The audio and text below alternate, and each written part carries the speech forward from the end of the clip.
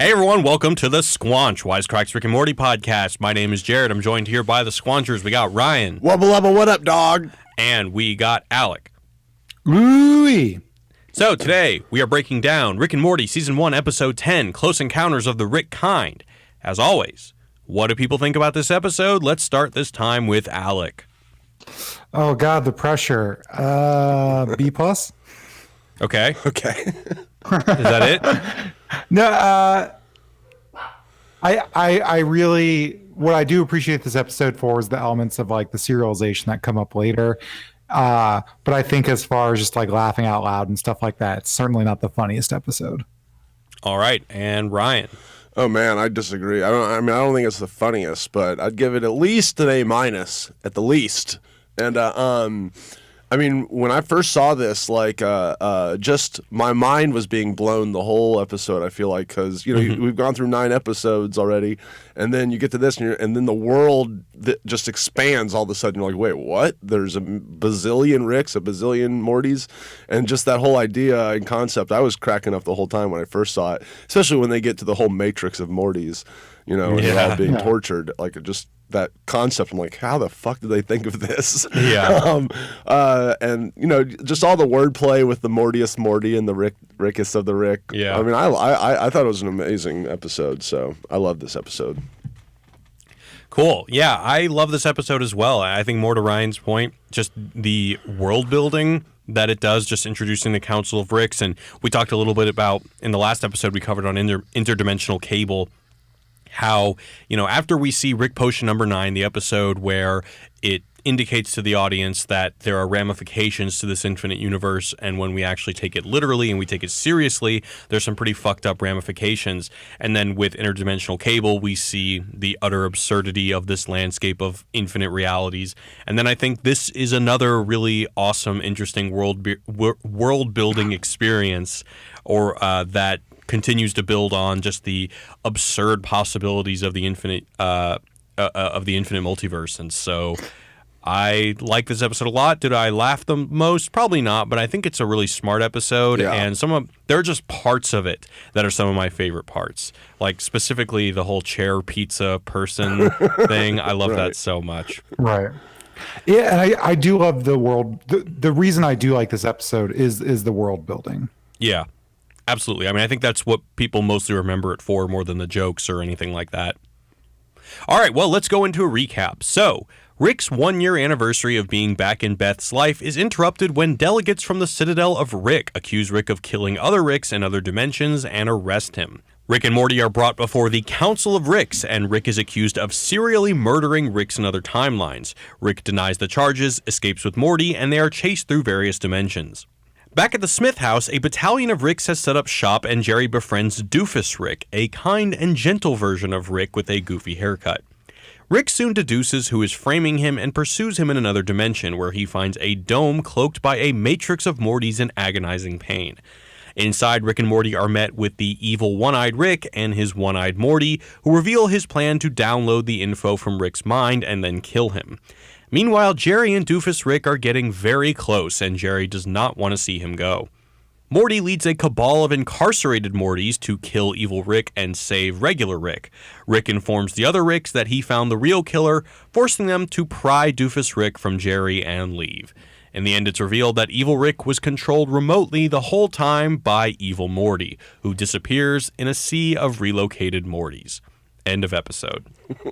All right, so before we get into our first discussion point, guys, I want to give a shout out to our sponsor over at Audible. So I'm sure you guys have probably heard, but living here in California, it's kind of a big deal that they finally caught the Golden State Killer. And I recently started listening to I'll Be Gone in the Dark by Michelle McNamara on Audible. This book chronicles the journalist McNamara as her tireless 40-year search to find the killer as she compiles and uncovers crucial evidence in the case. She even coined the moniker Golden State Killer. And even if you aren't into true crime, Audible has something for you. Audible's selection of audiobooks, original shows, news, comedy, and more is unmatched anywhere. You will find what you're looking for. So check out I'll Be Gone in the Dark or any of Audible's other awesome selections by heading to audible.com/squanch, or you can text Squanch to 500-500. Plus, with full Audible membership, you can get one free audiobook a month that you can keep forever, even if you cancel. That's audible.com/Squanch, or pull out your phone and text Squanch to 500-500. All right, so the first thing I want to talk about is let's talk about the Council of Ricks.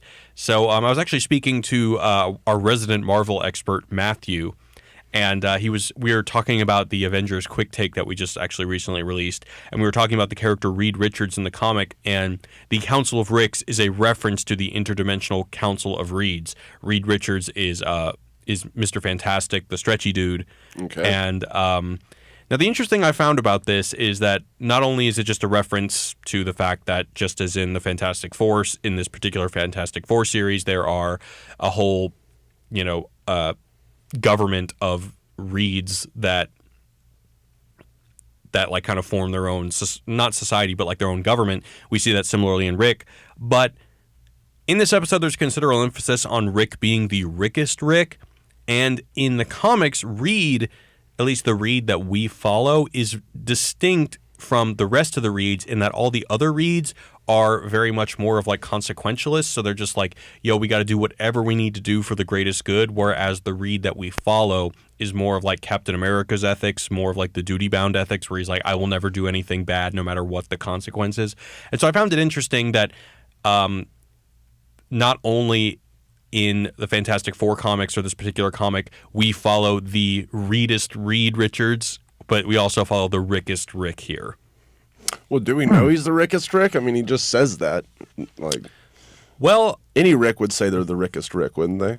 I think I think the council refers to him as like, hey, you're the kind of the black sheep, you're the rebel, you're the one who refuses to join. I think that one of the most essential things about Rick is that he refuses to abide by any kind of laws or any kind of, group mentality. So he even says, there's a line, he said, you wanted to be safe from the government, so you became a stupid government. Right. So even like a Rick might want to undermine the government by collectivizing, but the Rickest Rick would know that, even by doing that, you're just becoming a government. And so, the real thing to do is, as Alec and I have talked about, is to do what Bartleby the Scrivener does and just say, I'd prefer not to. I wonder what there's different ways you could be the Rickest Rick. It could be there's a set of characteristics, like he's smart, he's independent, whatever, and he is just all of those qualities turned up to 10. Or you could argue that like the Rickest Rick is like the average of all the Ricks. We see the evil Rick, I'll call him, that was being manipulated by evil Morty, has them sort of all the Ricks lined up in a succession from like evil to good. And it seems like Rick is somewhere in the middle. So maybe he's the Rickest Rick by virtue of him kind of being in this gray area. Yeah, I think that he was measuring the most evil of Ricks. Right. And so the C-137 Rick is, I guess, not the most evil, but I don't necessarily think that being the Rickest Rick means that you're the most evil. I mean, to me, it means that you're probably the best way to describe it is you're most immune to authority. Really? That you think that? I think it's what Alec said. It's every one of his characteristics amped up to 11, and he's the smartest. But he's also one of the most evil, like the evil guy said. He's yeah, but he's not the most evil. Well, didn't he say he was right up there? Like, and then the guy in between him and the other guy was like was really a weird dude. Yeah, but we don't really see how many. I mean, first of all, if there are infinite Ricks, I guess the whole idea of saying the Rickest Rick, of course, there are no. Right. There are no superlatives like that if it's infinite. But every time we talk about anything in the show, we always go back to, well, if it's infinite, then, we can't really make a value judgment on anything. Right. But you could take like an average. See, I don't think it's the average, because then that would just make him an average Rick, right? But wouldn't the most average Morty be the Mortiest Morty because Morty is so painfully average? Well, that's true for Morty, but I don't know if that's true what for I'm Rick. saying. So the average Rick or like the mean Rick would not be the Rickest Rick. Can I go on a weird tangent about Plato for 5 seconds? Yes, please. Sure. So I was thinking while listening to this, for like Plato's theory of the forms is that there is this, I'll just call it a higher reality, even though that's maybe not 100% accurate, where there's kind of like the embodiment of like all things. So this is where we talk about capital T truth. There is a truth that is on a higher sort of plane than the truth that we see around us.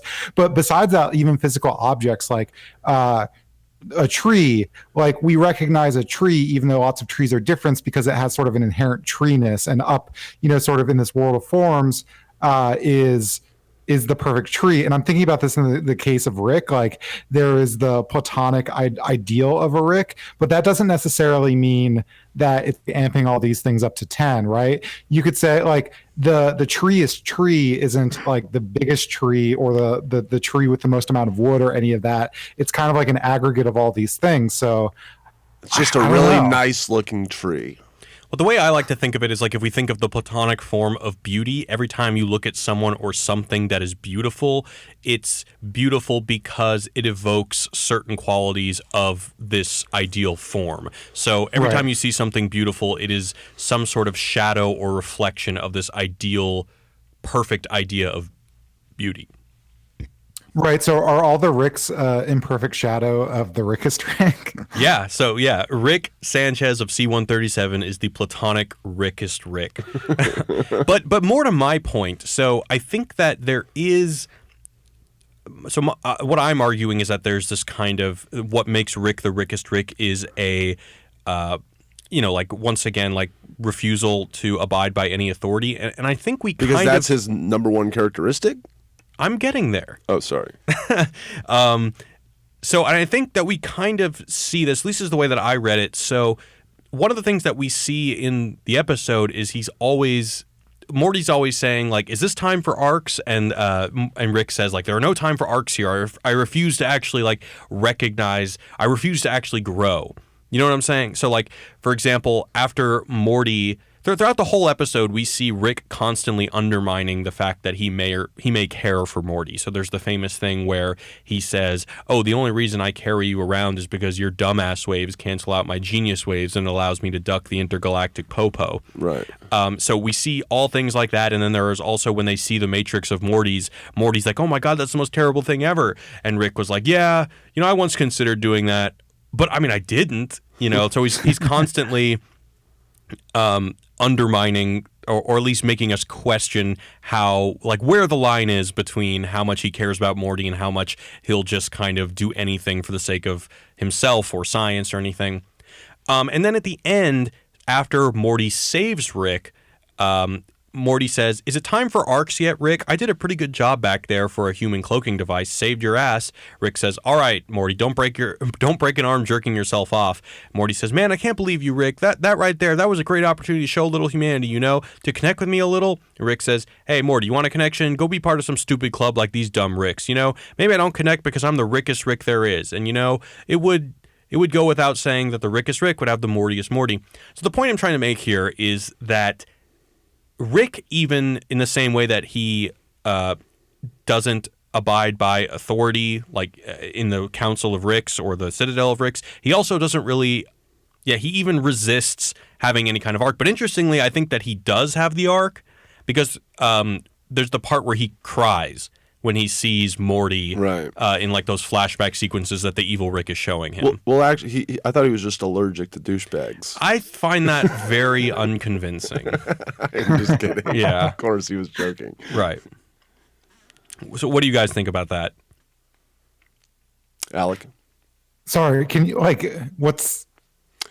just saying... saying... Can you condense that point? Yeah. So the point I'm trying to make is that Rick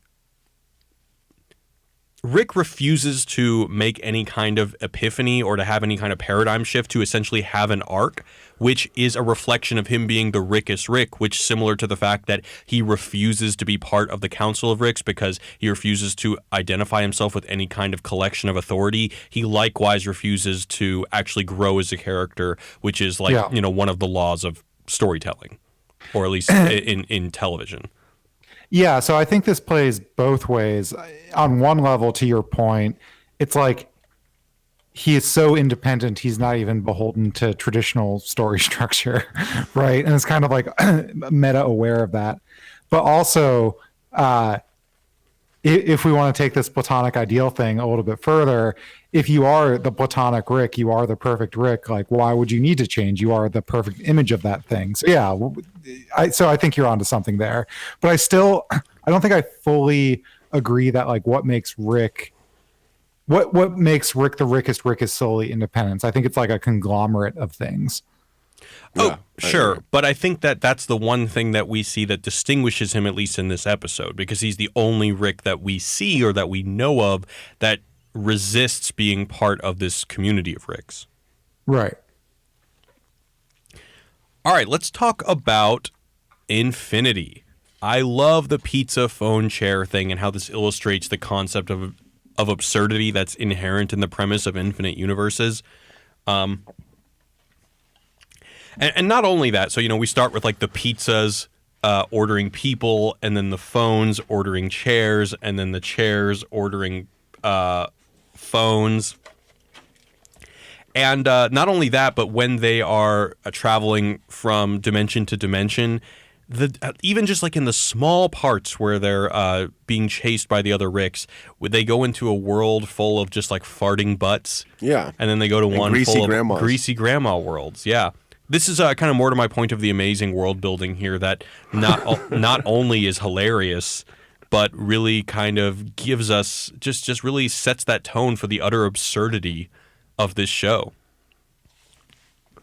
Dude, yeah, like when they went to the... Because they go to the butt land several times in the episode. I love that becomes... in the series. I love that becomes like canon, and that's just a place. Yeah, I thought there was a really big missed opportunity for a joke in the butt world. There's one part where they're in the butt world, they're being chased by the other Ricks, and then Rick shoots his portal gun, and he creates a portal right basically in the crack of a butt that's like facing him, and he runs through it. The beehole is, yeah. Yeah. Like, and then the other Ricks like follow him through it. I thought it would have been such a great joke if the Rickest Rick or C-137 Rick goes through the portal, and then the other Ricks are chasing him, and right before they get in, the portal closes and they just go inside the butt cheeks. Like why didn't that happen? Good point. That might have been good. Although this one was like a little, it was subtle. It worked for me. It's like, oh, the portal hole is where his butthole is. I think that's enough for me. Oh, see, in a world that's literally like where you're trampolining on giant butts that are farting, I don't think subtlety is really a play here. It would have been a good physical comedy gag. You're right. Yeah. Yeah. All right, before we go on, I want to give a shout out to our sponsors over at Casper. So Casper is a mattress company that continues to revolutionize its line of products to create really, really comfortable sleep experiences. It designs its mattress with people in mind. It combines multiple supportive memory foams for a quality sleep surface.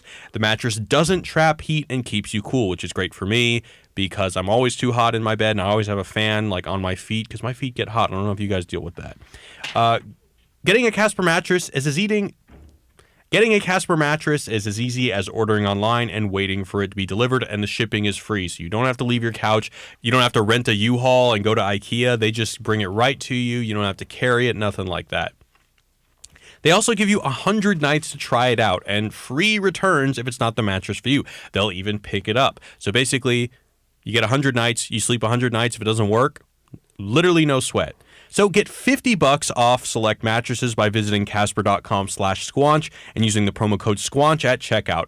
Terms and conditions apply, but don't forget that's $50 towards select mattresses by visiting casper.com/squanch and using the promo code squanch at checkout.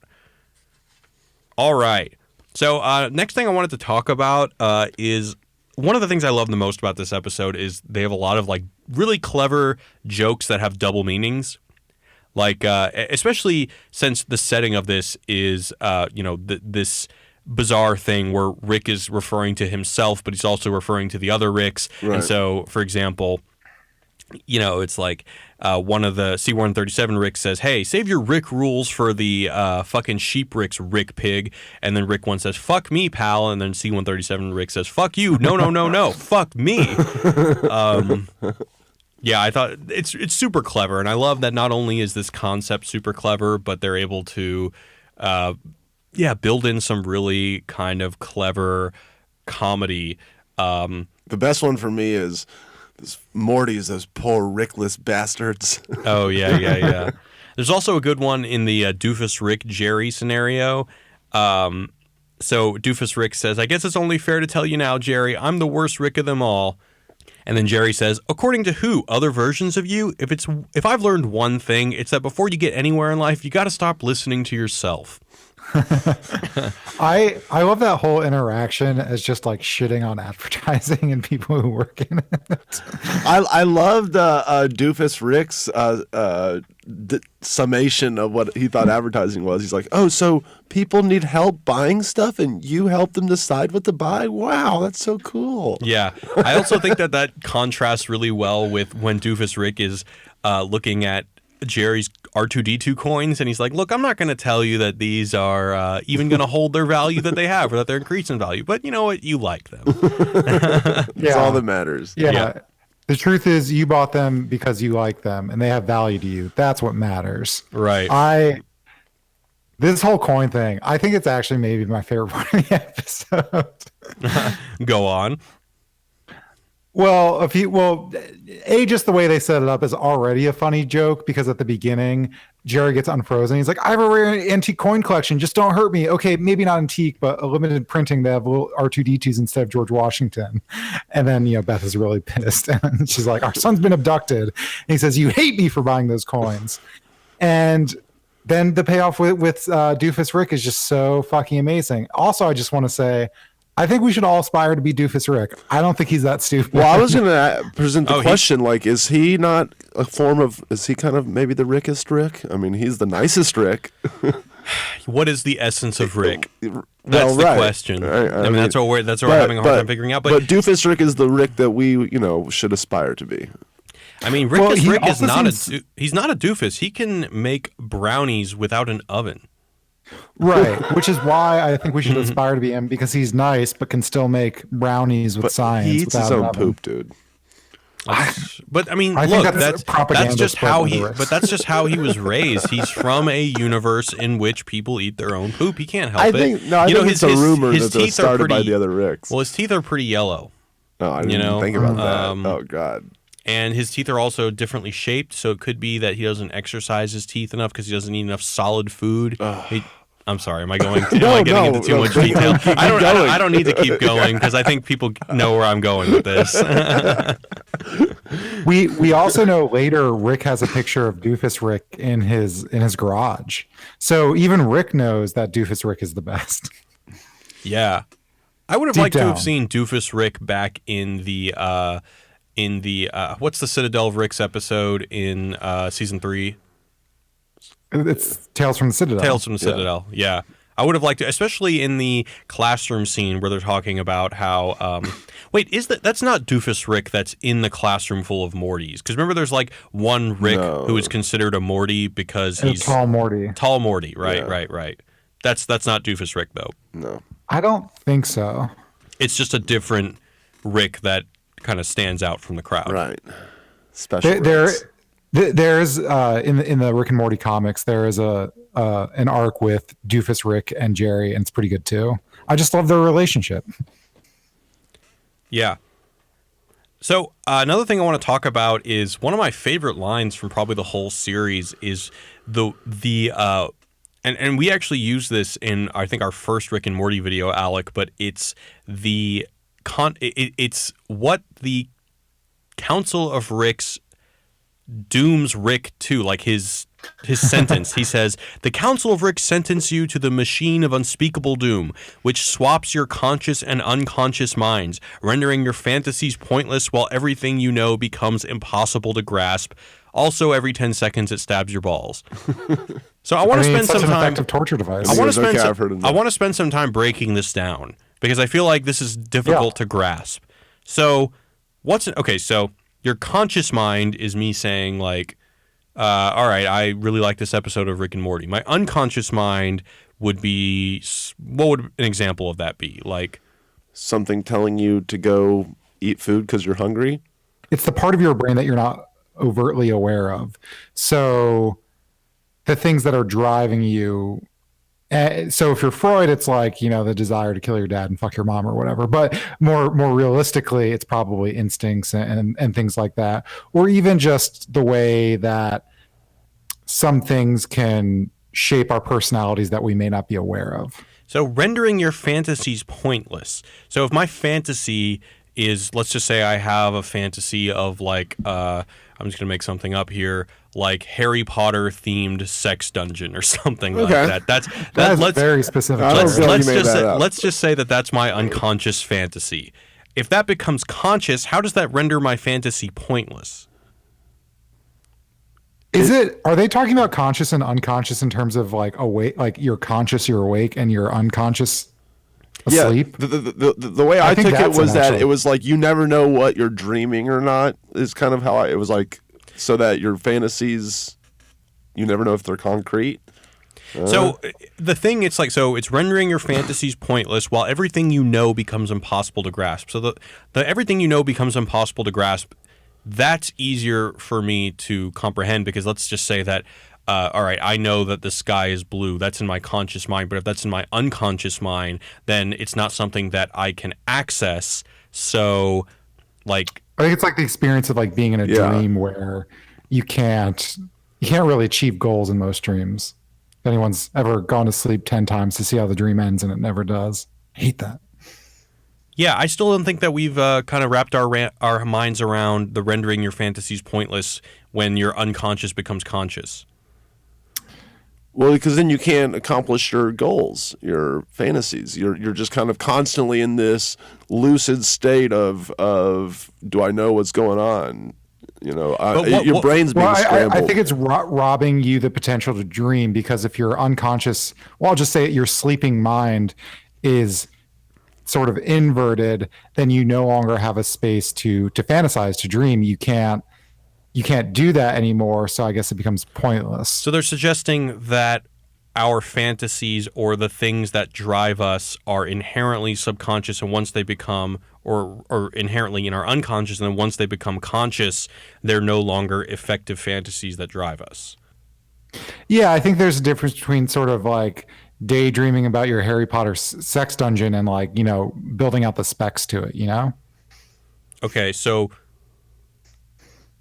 right. So if my unconscious desire for a Harry Potter sex dungeon became conscious, then you're saying I would start building it, and then but the fact that it's conscious makes it no longer a really poignant fantasy because fantasy is at its most potent when it's in the unconscious, or is that? I'm still having a hard time here. Maybe I'm just stupid. Well, I mean, I in my perception, if this was happening to you, you wouldn't ever be making your Harry Potter sex dungeon in real life. You're basically constantly, I assume, didn't he say it's some contraption or of unspeakable doom? Yeah, it's a machine. A machine. Your brain's being scrambled in a machine, and so that. And it's driving you crazy, but it'll never end. And so your fantasies are, I don't know. It's hard, but it's something about it is extremely funny, and it's very well thought out. Also, every 10 seconds it stabs your balls. Also, every 10 seconds it stabs your balls. That's probably the worst part. Yeah. However, would that mean that the pain of feeling your balls being stabbed would go to your unconscious, so you wouldn't even feel the pain? Really good point. I don't know, man. I think the Council Ricks didn't think out this torture device. No, I would actually love to see that torture device in season 4. So if anyone's listening, if you have an artist rendering of it, please show me. Yeah. So some fun stuff that I recognized is that the Cronenberg Rick and Morty from the end of the Rick Potion number 9 episode are in the background when Rick and Morty are first walking through the Citadel. I thought that was cool. Throwback to our boys. Another one, I think many people have pointed this out, but we see Morty points out that there's a cowboy Rick and Morty, which is a reference to Back to the Future 3, and we know that Rick and Morty is based off Doc and Marty. So that's pretty cool. And then one of my favorite things is that when we're seeing Rick's memories play before him, this is when he sees baby Morty and he starts crying. There's a part where like we see Rick on top of like this bizarre monster that has like basically like a vagina dentata face that like Rick is sleeping with. You know what I'm talking about? Yeah, it's kind of Demogorgon-esque, but more vaginal. Yeah, I had never noticed that before. I didn't remember that, and that one actually caught me off guard, and I thought it was pretty darn funny. Well, yeah, it's because it's a memory of him sleeping with like a blonde woman. He's on top of her, and then it cuts to another man, and then it cuts back, and I'll call it the Demogorgon faces there. I still haven't seen season 2. Do we see more of the Demogorgon? Oh yeah. There's Demodogs. They're like little. I'll leave it there. I don't want to spoil it for anyone. Interesting. So one thing I thought was interesting is there's maybe a weird parallel between Rick's pancakes and Jerry's coins. Huh. Continue. So first of all, not only do I love the coin setup, I love the whole pancake thing. Mm-hmm. Just Beth making him pancakes in general, but then later when he's at the Council of Ricks, he's complaining that his pancakes are going to get soggy. His exact line is, I hate to get all Andy Rooney about it, but I think we all like fluffy disc of cake with syrup on top, and I think we like to be accused of crimes when there's evidence. This is when they're accusing him at the beginning. Rick just has like a really authentic love of pancakes, and specifically like a hatred of soggy pancakes. Not only that I relate to as a fat man, but that I think there maybe is a parallel there with Jerry's authentic love of his shitty coins. Well, Rick is a foodie. You know, he's got Szechuan sauce and pancakes. And as we discovered in our last podcast, he really loves wafers. Yeah, wafers. Yeah. So. I don't, as a fellow fat man, Alec, I don't really mind the soggy part. I mean, I certainly don't wait, but if I have to like get up and go to the bathroom and I come back and it's a little bit soggy with the syrup, I still find it quite appealing. And Alec, but by the parallel of it, you're saying that just because they have this irrational attachment to these really stupid things. I think it's that there is a difference, right? I mean, who wants shitty food? But like Rick is the smartest man in the world who has spent his time and energy thinking about fluffy discs of cake and how they absorb syrup. And I mean, to be fair, we all think about that, but he's clearly using a part of his intelligence there. Whereas Jerry, I think it's just like the authenticity is very rare in the show, and it's just like an authentic love for either pancakes or these coins that is kind of rare.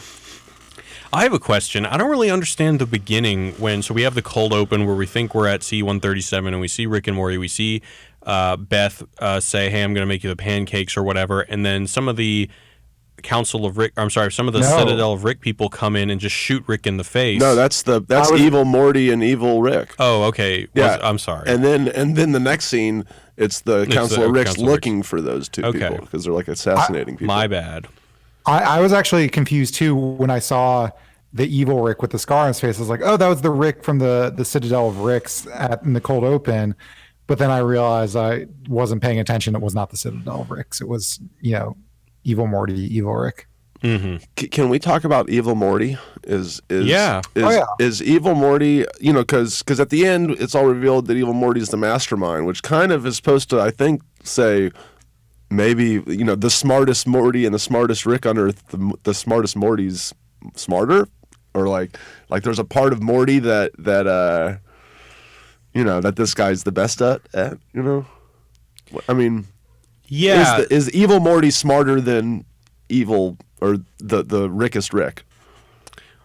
Well, okay. So are you saying the Rickest Rick, C-137 Rick? Yeah.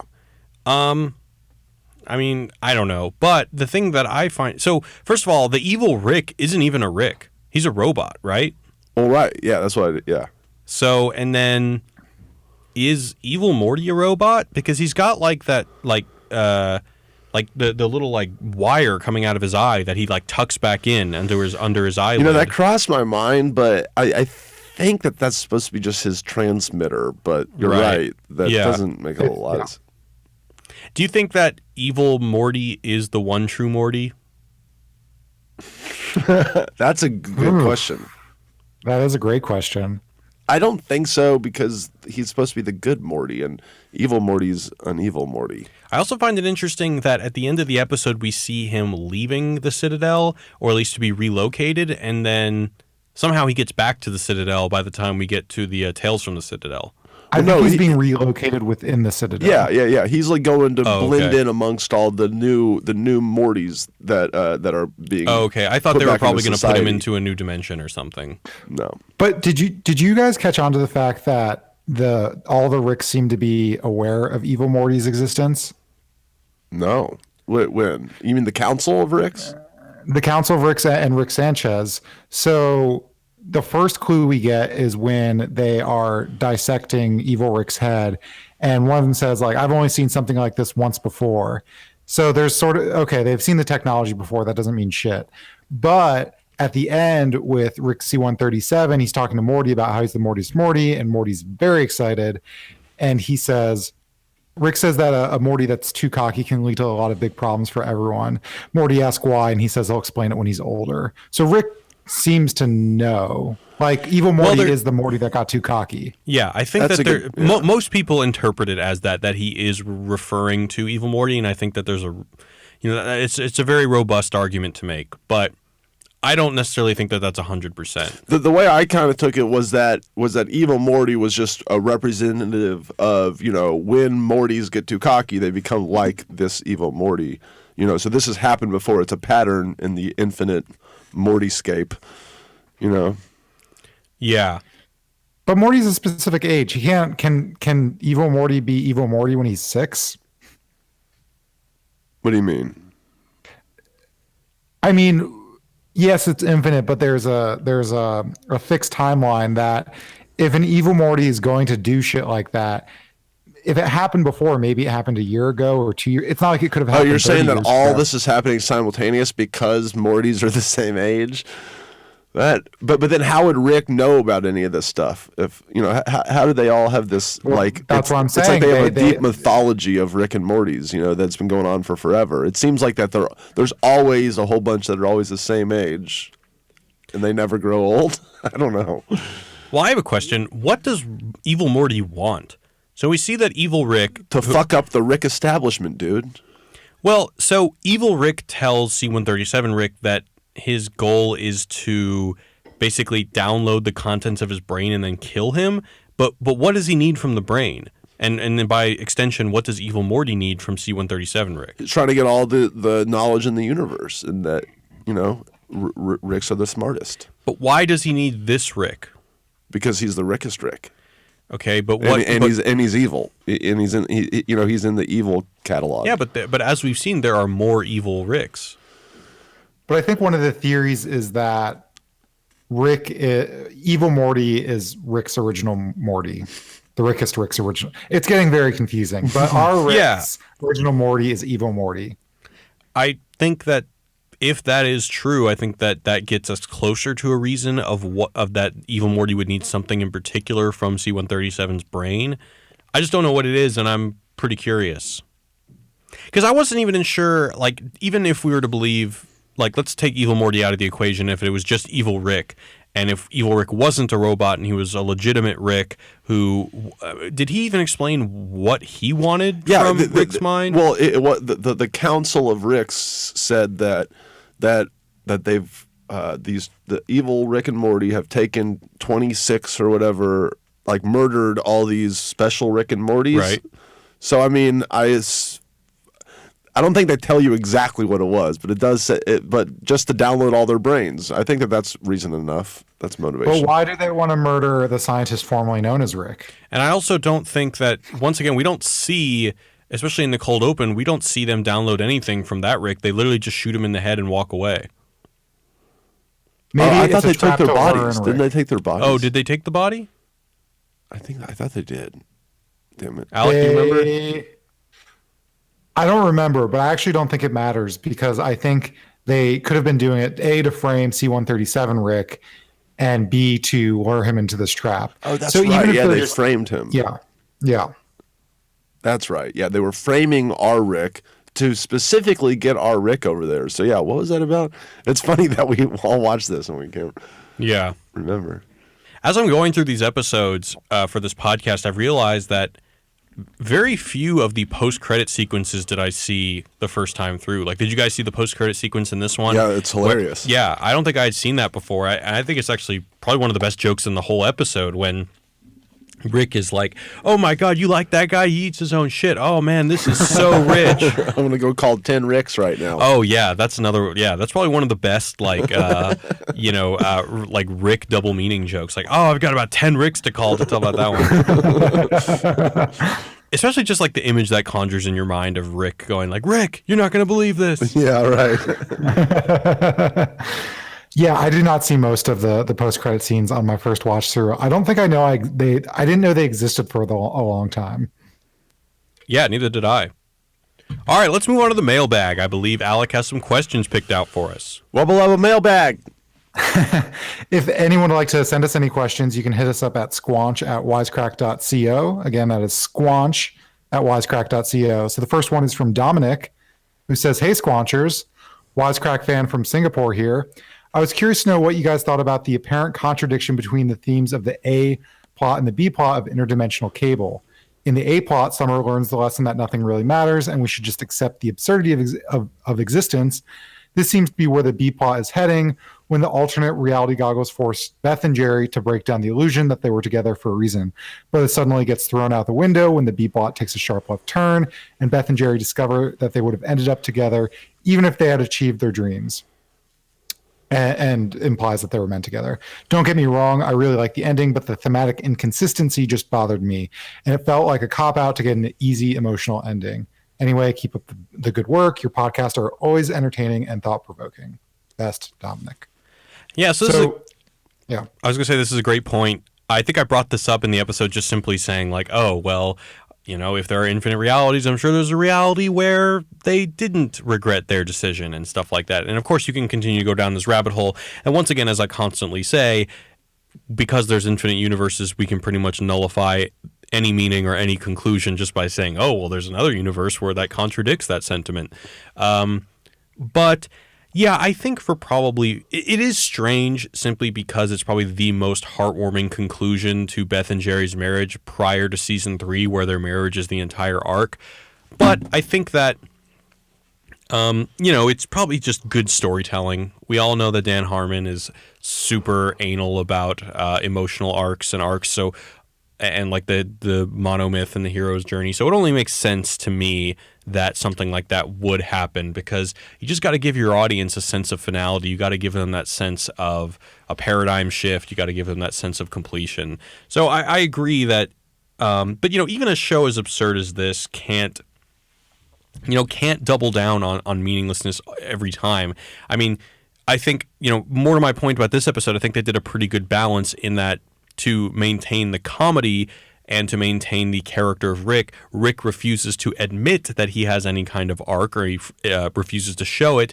But as we see when he's seeing his life flash before his eyes on the screen and he sees Morty and he cries, we actually do see an emotional arc. So I would probably say that even for the most absurd episodes, there is always an arc, even if, and don't quote me on this because now that I'm thinking about it, I guess I could be wrong, but usually there's an arc even if Rick is consciously trying to reject it. Yeah. What do you think, Alec? I think you're right. Me too. The next email is from Alexis, who says, "Hey guys, my question is, why do you think Rick C-137 is such an outsider in a country literally made of Ricks? There are a lot of fan theories, but I'd love to know your thoughts. Thanks." And also there's a porn name here, just one. It's "They're licking my balls." Well, that's just basically what he says. Yeah. I'd still watch it. So, yeah, this is kind of more to what we were speaking about earlier in this episode, what makes Rick the Rickest Rick. And, yeah, I mean, I don't want to repeat myself, but I would once again say it has to do with him being just rebellious. Like that, to me, that's the essence of Rick. He is rebellious to any form of meaning or community or any structure, whether it be religious or socially constructed, anything. Even if they're all him. I have an alternate theory. Go for it. It's possible that what makes him the Rickest Rick is his self-loathing, and because he hates himself, he clearly hates other Ricks. Or what if it's that he actually has a mission in life, the Szechuan sauce, that wasn't mentioned yet, and stuff, and so he has his own fucking goals. He doesn't need to be part of the Rick government. Maybe the other Rick government is the reason Szechuan sauce does not exist. Holy fucking fuck. That's the origin story we've been looking for. Rick was like bright-eyed, like, we're going to make a new government. We're getting all the Ricks together. And they're like, but there is one thing. This fucking sauce sucks. Yeah, we're banning and it. then he abandons his family. He goes on a quest for the sauce. And that's where it all started. Doesn't Rick say in this episode that the idea for the Citadel of Ricks was like his idea or something like that? Shit. Am I making that up? I don't think remember you that. are. I don't remember that. Okay. I have another email. Go for it. From Alex. What's up, Wisecrack? Love your podcast. I have a question about Beth. Beth, at the end of Rick's minutes, seems to think that life with Jerry is better than life she saw in the goggles. Rick does explain that the goggles can show them an infinite number of realities of their own life, but after seeing just one reality where Jerry returns to Beth, she's brought to tears and runs into Jerry's embrace, which to me shows that she's on Jerry's level of stupidity. This is weird to me because in season 3, Rick calls her smart. Do you guys believe Rick is smart? I'm sorry, do you guys believe Beth is smart, or is Rick just saying that because she's his daughter? After rewatching the episode, I suppose it's possible she only ran back to Jerry because she downed a whole box of wine. I was just going to say that. Love the podcast. Cheers, Alex. Great question. Yeah, so this is basically what I just said. I think that, I mean, when you have a show in which there are infinite realities and anything is possible, and you have this disposition of trying to undercut any attempt at meaning, it's really hard to make a fulfilling show that abides by, the traditional rules of story structure and giving a fulfilling story arc if you're just constantly nullifying any attempt at meaning. So, I mean, the answer to that does it kind of break the rules of the world? Yeah, if you think about it, but is it kind of for the greater good of giving the audience a feeling of completion?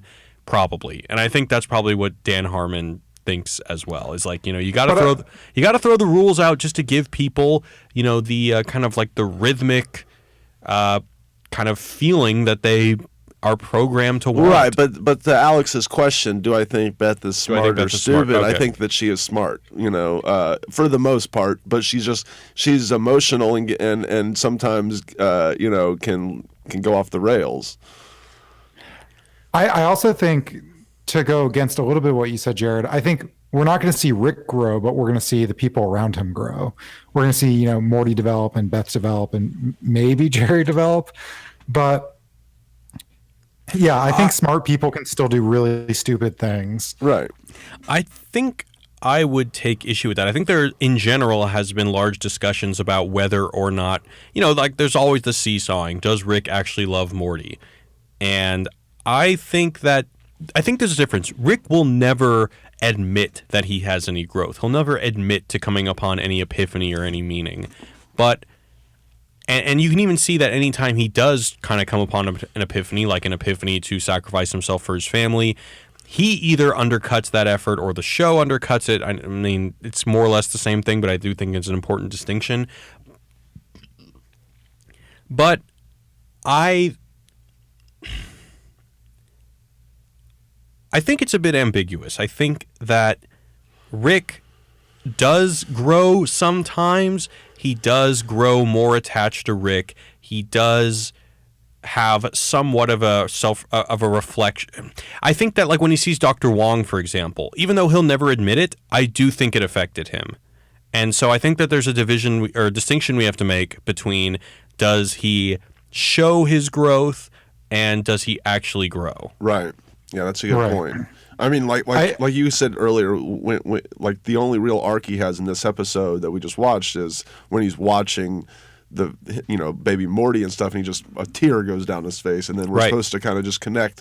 Wow, this is actually really affecting him, even though he's telling us straight up that it doesn't. And he won't let Morty know that he cares about him. Yeah. One thing that is interesting too, it's Alex's point, right? Yeah, Alex.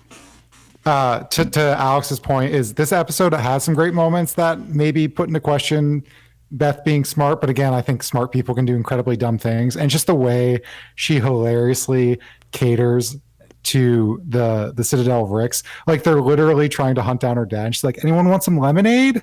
Yeah, and they're giving her these like shitty comments, like, "Oh, you're so smart, you're so pretty," and she's like, "Oh, really?"